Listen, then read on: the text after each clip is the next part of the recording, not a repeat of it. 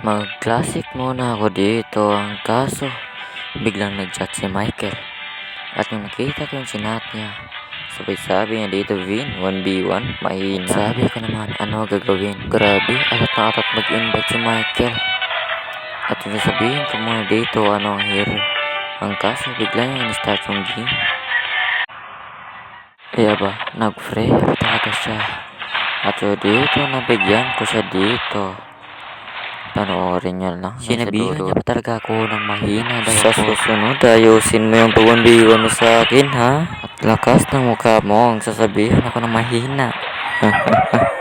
Hindi mo ko kaya. Sa tingin mo ba makakalagpas ka sa game na to? Huyo ka. Kung si Crazy pinatikim ko ng spawn trap, ikaw isusunod ko.